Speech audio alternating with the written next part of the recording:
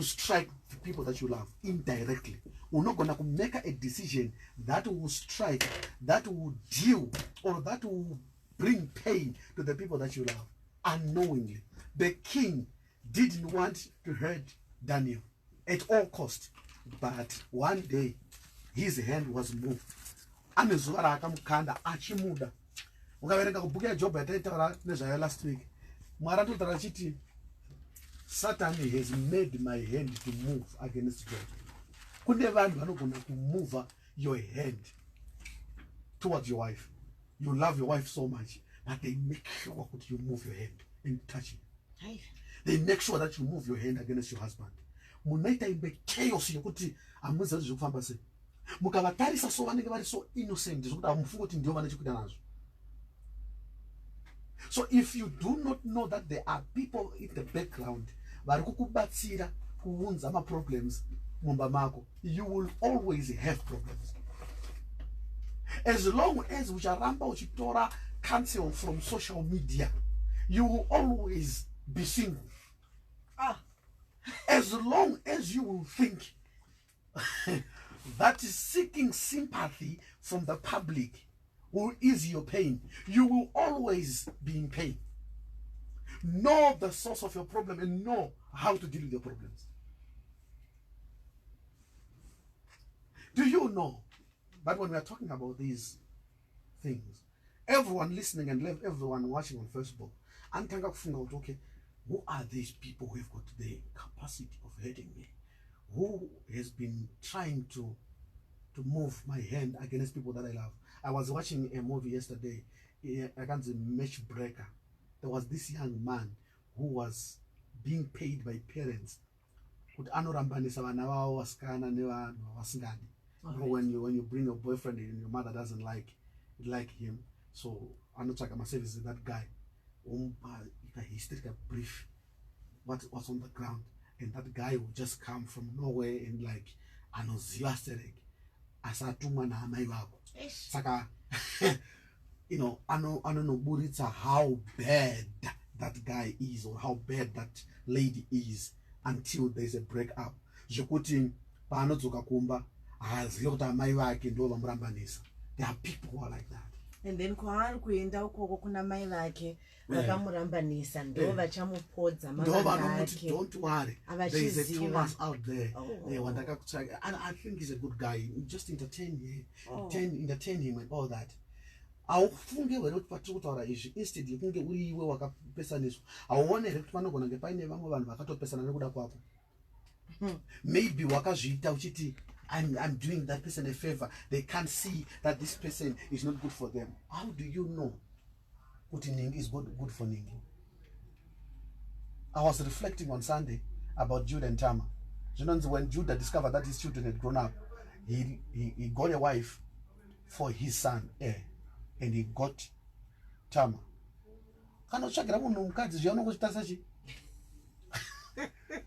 That's why Tamar wakazowandira Judah akafeka emezesho achiza Judah uchandida futhi because ndiye akambodida in the first place. It was Judah's choice, not Er's choice. Ausati wambo pesanisa vanhu uchinzwa kuti uri kuzviita in the best interest of them, but without their consent. Kurwira Mwari uchirwa naye Mwari wacho. Uchirwa naye Mwari wacho. Ausatombodzingisa munhu babasa here uchiti uri kuitira for the good of the company. Isiri yako.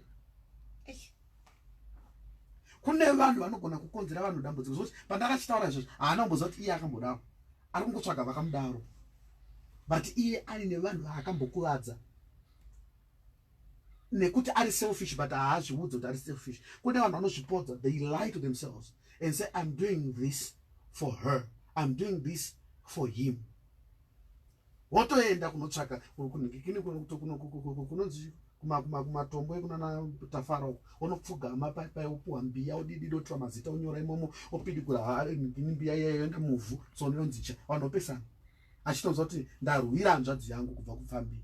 Uneshuwa It's 9:45. We are in Soul Food, comes through every Tuesday, 9:30 to 10 o'clock. And Bishop Musa is joining me in the studio, and we're continuing with a topic that we introduced last week. Know the source of your problems. We are live streaming on Facebook, so go through and drop a comment, ask a question. Bishop will help us along.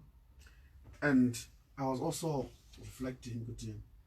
Ukawana kuine vanhu vano orchestrate a danger, kind of disaster from the background. There are also those who orchestrate peace and protection from the background. There are people who stand with you and you do not even know.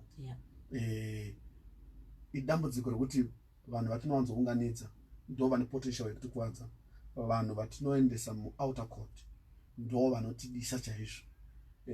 Most of the times there are people that you may not like now, because kazhinji munhu anomove hand yake against you munhu waunofunga kuti anokudisa. Saka paunokuvara haufunga kuti ndiye, unofunga kuti munhu usingafariri azviita. For example, unogona kunge usingafariri vamwene vako, unoona nge vari tuko kuti wanda mwana wavo wanda kuzvita havadi kuzozviona kuti mwana wakura aroora izvi. Saka unoona sekunge whatever problem that may arise vane chekuita nazvo, but usingazive dzimweni dzenguva kuti kutenge uri ipapo ndo vakanyatsa kuti Jairosi kana uchida zvokuwirirana neni mukadzi uya kuna kwaanoenda uruda mukadzi akaita sei, mwana akanaka wakarambana naJorgina ukarambana naCecilia izvezvizvi. That messes a lot of things up, Bishop. That messes a lot of things up. Why? Because there are certain people that then seem to be always in the background making things happen. Yes. Should that be your portion? Should you just agree, Kutijoni, this is my portion? I'll give you an example. Say you are employed. What decide Kuti, Anchadi Basa, because I don't feel like I'm being celebrated, and yet I'm the one that is actually pushing things to happen. And then you leave. And then when you leave, that's when people start to realize, you know what? Munu uyu do de munu yanga aripo. And then you have people around you now saying, because imima musiko kubasa kwachona.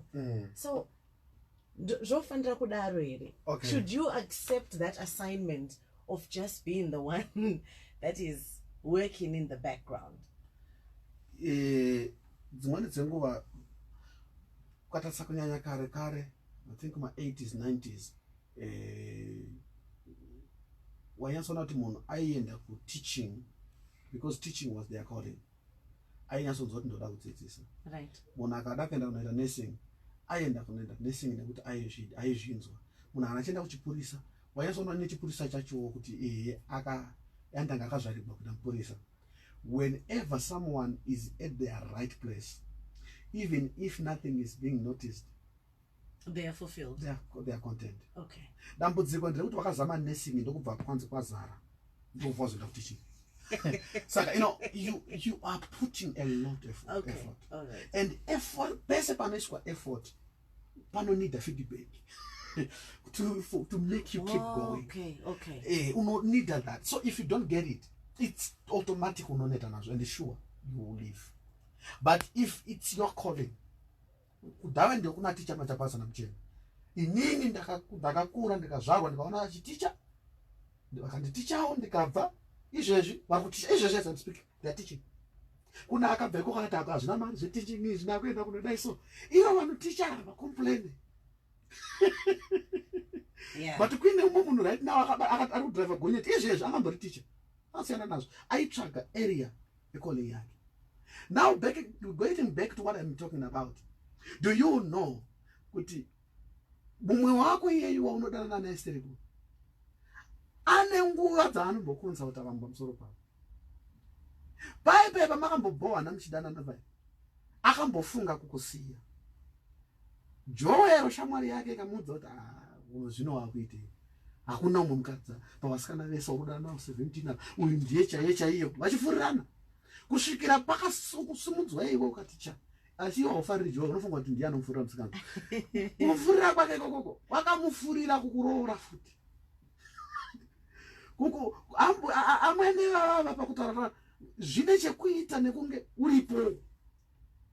I think next week tikaona mukara we are going to talk about vana mwene nevaroora, because it seems Vamwene is the first woman to introduce the son into the world, which means kana mwanakomana akakura aina amai already wakakura aine a woman's love muupenyu hwake.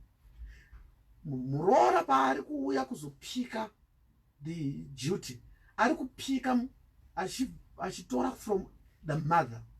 Okay. Right?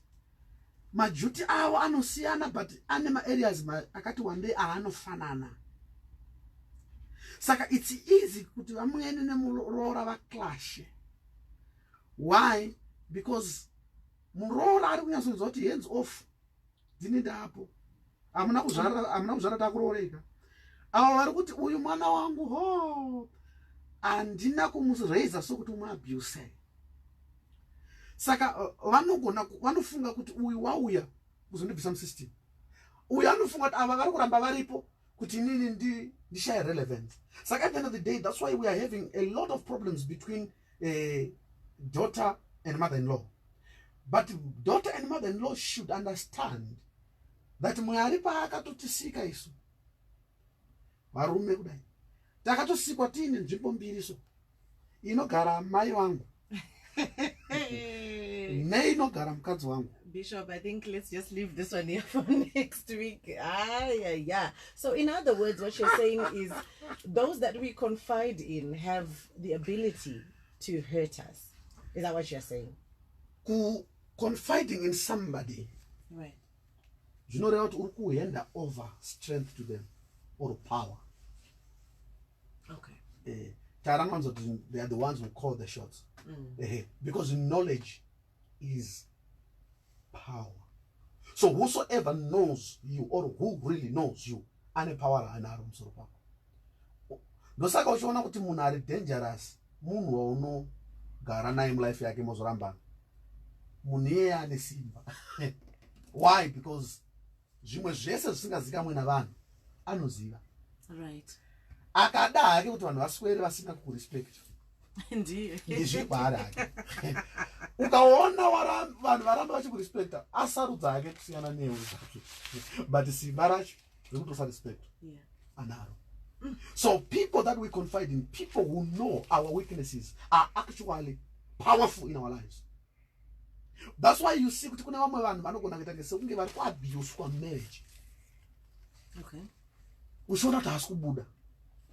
Pane kona yakabatwa. Ane mari akaba kukamba. Adzimai vari kuiziva.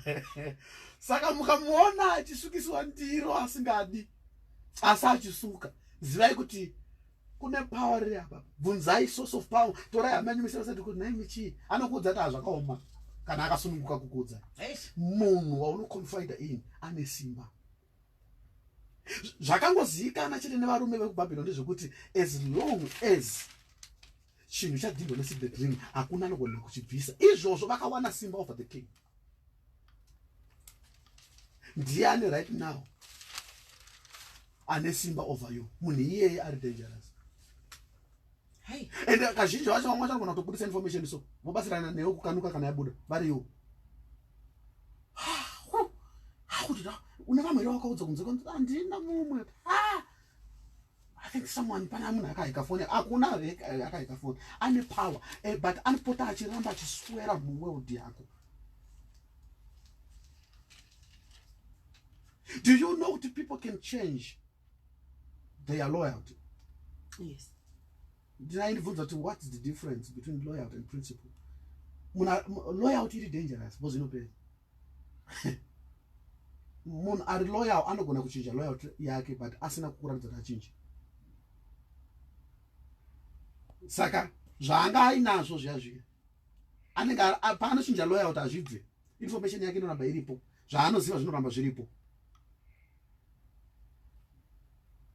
What guarantee do you have kuti information yawakaconfida muvanhu iri safe?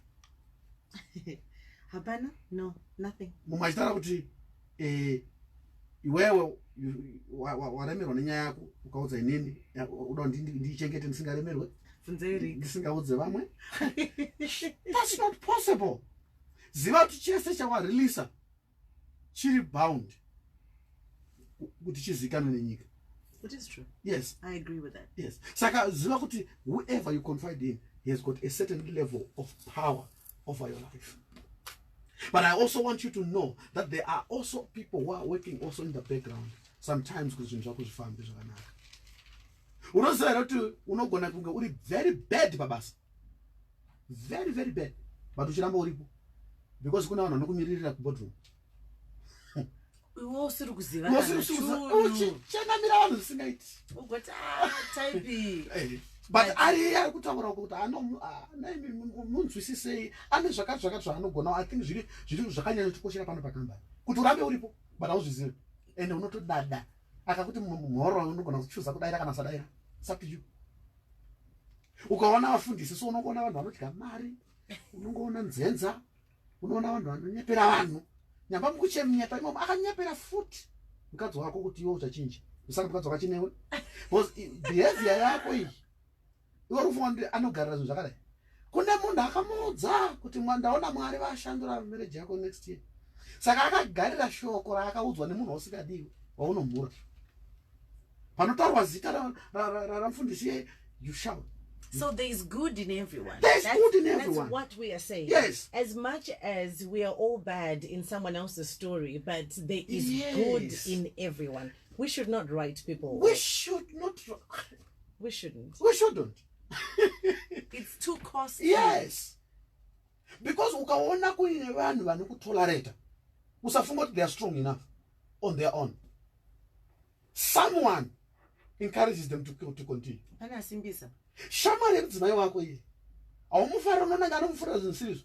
Ukaona achiramba inewe ane zvaari kumuudza, shingira varume ndozvavanoita, baba musha ndozvavaisimboita, haona izvezvo adzikama and all that and all that. Oita patience iwe nekuti somebody else amusimbisa. Iwe unofunga manje kuti mukadzi wako ari desperate, that's why aripo achigara newe. Unofunga kuti haana kukuenda.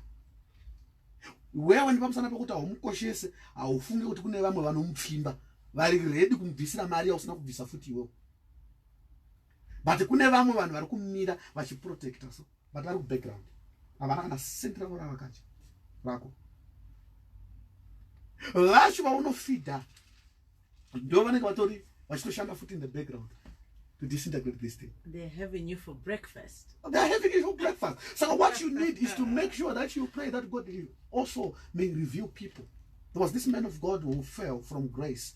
He started sleeping with people in the church and all that. And then he came back to his senses and he started praying. And God showed him a certain image of a certain woman. He said, you know this woman. And it was an old woman who looked so poor. And he said, I don't know her. But she was your member in church. So you know the church is so big, I cannot even know everybody. So in it being big, this is the only woman who was praying for him. So this woman died. The moment she died, you started misbehaving. Your hedge has been removed. Your hedge has been removed. Everyone else around church will not think just true. So they never pray for you. There may be somebody in the background who's An assignment. And make sure you are not gonna pass on nazo. Pamba paka upazive zitaraka umuzive. Auna basane kwa akabva. But achinzwa kurema antomosvika nguva dzaanoti inini Mwari I don't think this is for Mwari ogomudza kuti ndozvandakakuisira panzvimbo iyi. Akapfekedzwa mimba yako. Yes. You don't know that person. You don't care about that person.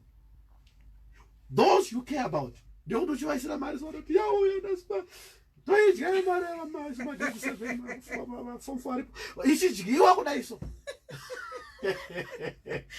All I can say is watch out. Okay. Yeah. Watch out. Watch out. You don't know. In fact, you know what? We should just go back and say, "Hapana shandunoziva." I just accept that.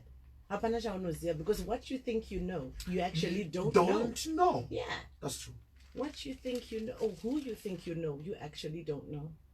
Bishop, thank you so much for coming through. It's a wrap. Let's make a date next week, Tuesday, 9:30 to 10 o'clock. It's a shout out and much love to everyone that is coming through or that came through on Facebook, and for those that came through also on WhatsApp. Star FM, sounding good all the time. It's 10 o'clock, time for the news.